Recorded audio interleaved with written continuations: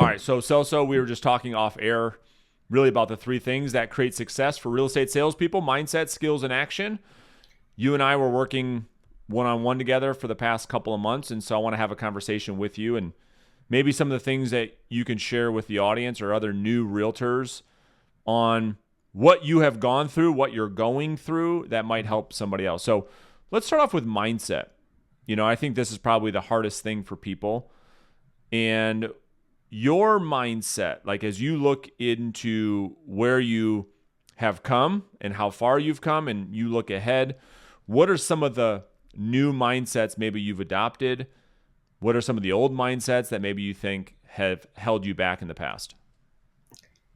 I definitely would say the mindset of like being detached from the outcome. Completely from a fact of like just in your day-to-day conversations, just having that conversation of like, it's okay if you tell me no, that you don't want me to come to your house because I don't have a buyer. Um, it's more of the mentality of like, you're so detached from everything that you're okay with the rejection. You actually are looking for it. You want them to tell you no, so you're not wasting your time.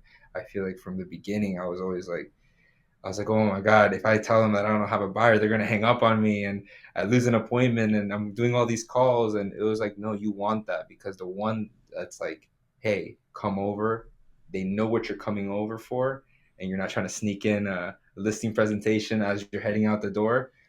It leads to a more calmer conversation, and just letting them know I'm not coming over to sell you anything or to force you to do anything. It's, hey, we're having a conversation, and I if it love makes it. sense, I'd love to work with you, and if it makes sense for me, I'd love, vice Yeah, versa.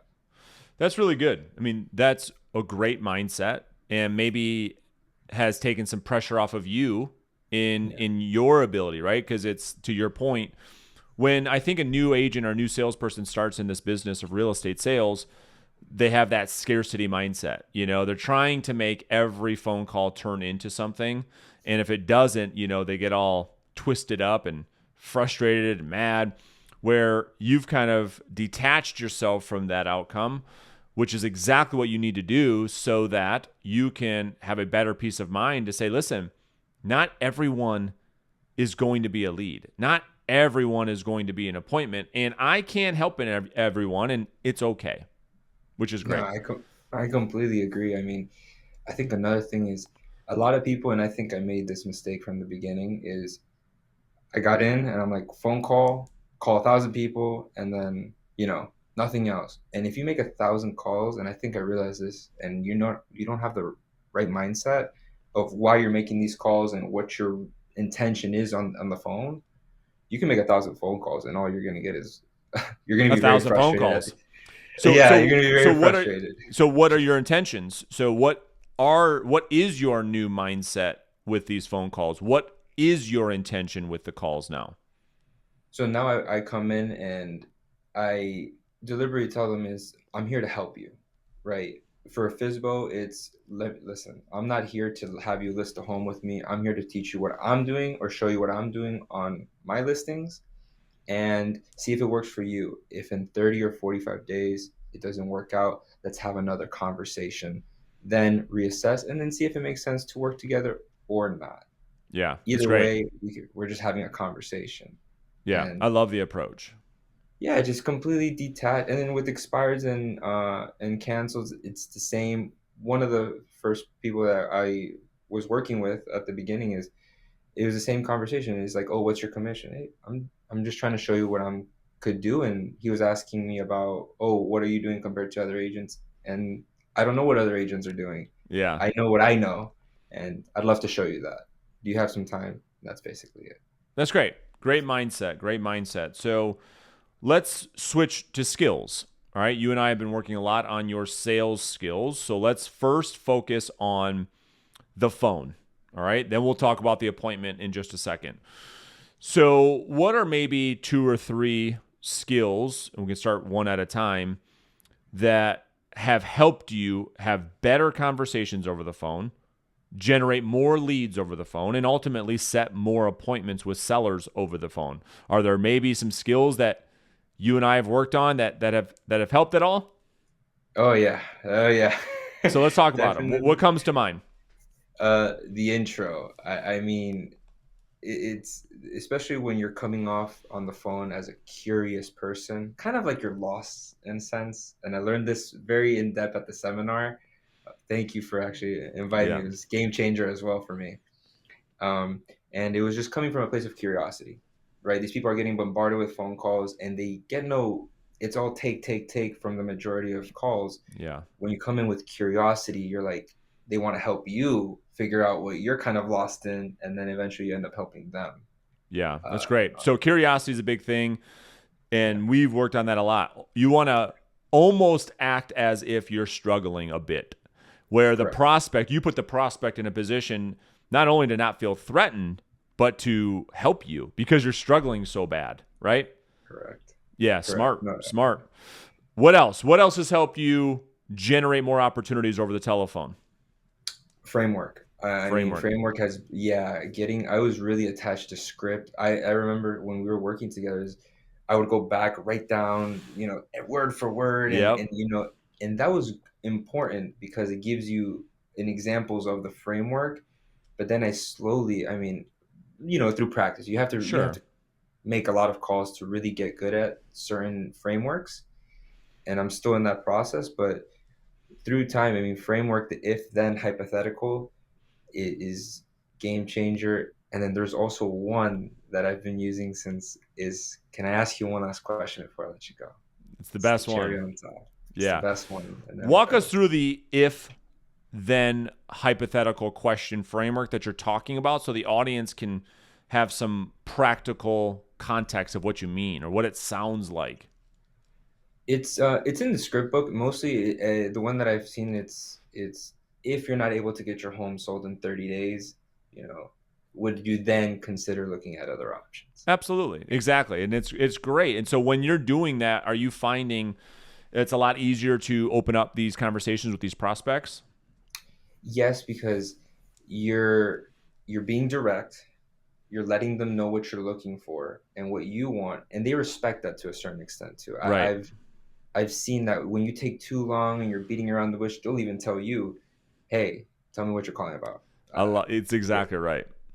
So you get so right after it, right? You're talking to for sub by owner and you say, listen, I'm going to shoot you straight. Here's kind of why I'm calling, obviously you got to try to sell this thing on your own. My thought or my question is this: if in 30 days, if in 2 weeks, if in a week, if in 5 days, whatever, if in a couple weeks you can't sell, then at that point, would you consider looking at some other options? Shoot me straight, and yeah, people you're saying are really appreciative of that approach because you're respecting what they're doing now and you're just saying, listen, if what you're doing now doesn't work, I mean, obviously everybody that's rational human being is going to look at other options. And so that's probably what you're finding that works so well. yeah, correct. And there's another thing is I realize this too, as when you first start doing the calls and you're getting into it, you have to also add a little bit more. I don't want to say, you want to keep it as simple as possible, but then you start tweaking little things, right? Sure. Your tonality, the way you have conversations, how direct you are, and mirroring the other person. You start to get more into those kind of things. And so a lot of the things that I started like doing is like, if someone meets me up here, I'll try to meet them somewhere around there, you Sure. know, because you don't want to have that unbalance of where they're managing the conversation. You're kind of just like, yeah, yeah, whatever. You want me to go Mm-hmm. do this? Sure, I'll do this. And then, you want to keep it at the same level. And then if you see that they're not being, um, I don't want to Responsive. say responsive or nice, then you Yeah, don't want to work with them anyway. that's right. And then you hang up. Yeah. So you're talking about just really the skill of mirroring and matching, right? Meet Correct. them where they're at. If they're frustrated and they're upset and they're being aggressive, we confront that with compassion, right? We meet them where they're at, and so that's a really good skill. All right, let's move over to action, right? This is the third part. And I don't know if you have, I didn't prepare you for this, but I don't know if you know any of your numbers off the top of your head. But what I am curious to have you unpack for the audience, maybe a new real estate person, Celso, is how much activity is necessary to generate results. In other words, I think a lot of people, yourself included, they I don't know, maybe make 50 contacts a week and expect things to happen where it's like, well, man, we need like 200, 300, 400 contacts a week for the ball really to go. So I want you to unpack maybe what that was like for you before and what you've learned through action and activity and how much is needed to get momentum to build a pipeline.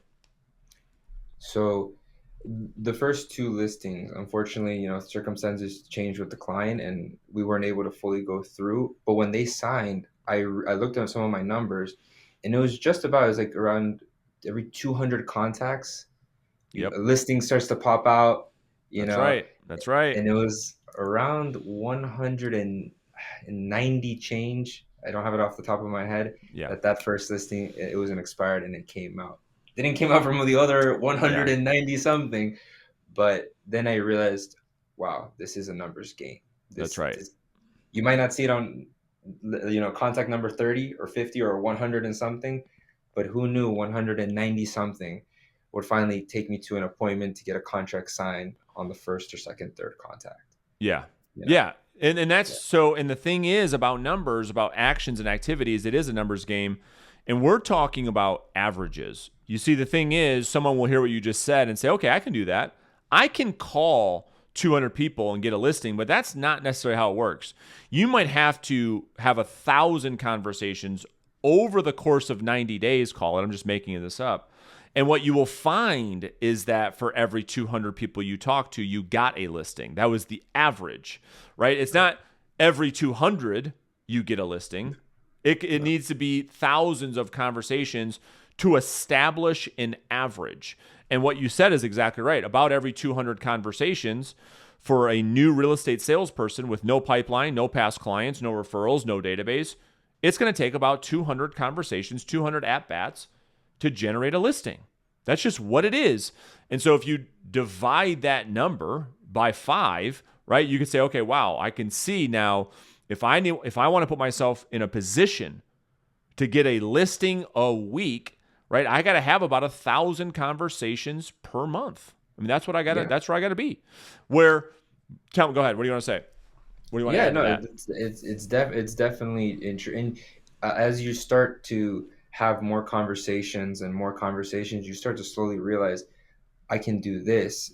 For example, a lot of things I've noticed that like follow up was a little some of the things that I was kind of slowing down in, not because at the beginning is because, oh, I'm gonna call them and they feel kind of weird. No, put it in your calendar, block it off, and be like, hey, listen, for 1 or 2 minutes or however long, I'm gonna call so and I'm gonna tell them because we already had a good conversation in the first place. So that's also a very important thing. As you start to have more conversations, you come up with little ways of keeping things intact. So, but it does take that amount of calls and contacts to start to realize what works, what doesn't work for you, the person. Yeah.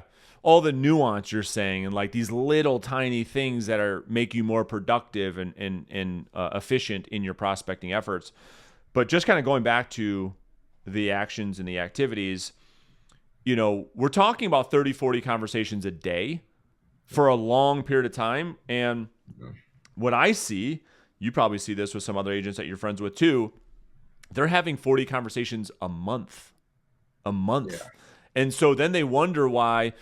I mean, if it takes 200 conversations, call it, to get a listing, and they're doing 40 conversations a month, well, no shit, it takes 6 months for them to get a listing.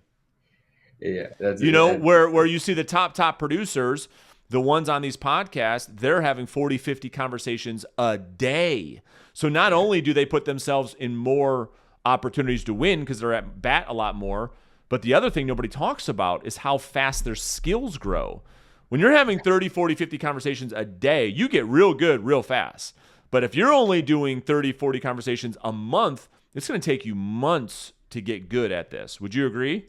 oh, 100%. It was, it's kind of weird because a lot of the times, like a lot of the people that I'm actually in our In our coaching community, program yeah. Yep. in our community, it's like I'm talking to some of these people and they're like, oh, I'm making hypothetically 1,000 calls a day, Right, right. and that sounds like astronomical. Yeah. And you really sit back and then we would role play when I went to the seminar. We would role play, and it was like no scripts, no nothing, just conversations. It was how I was like, I called it, I was like, how watery sometimes you just Yeah. flow through conversations. You're Smooth. not even Yeah. smooth.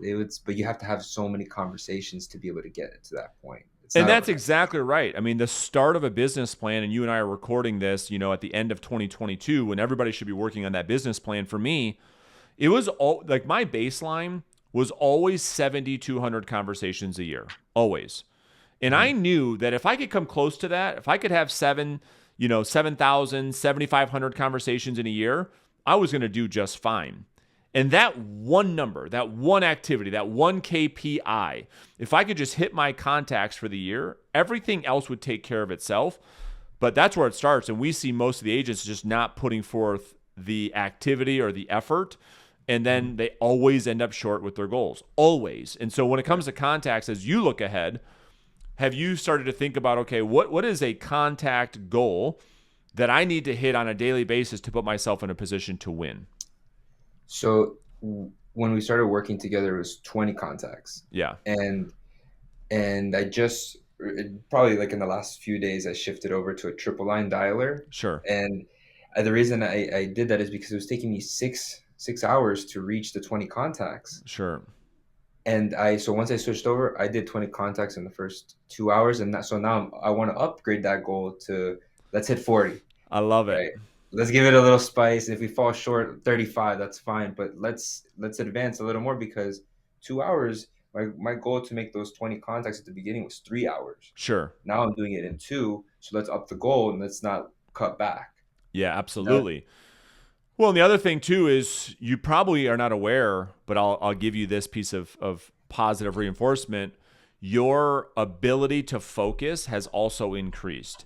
Your ability to brush off rejection has increased. Your ability to have higher levels of discipline has increased. These are all things that maybe are hard to measure on a spreadsheet that I want you to be aware of, because you just said like 2 hours for you used to be hard.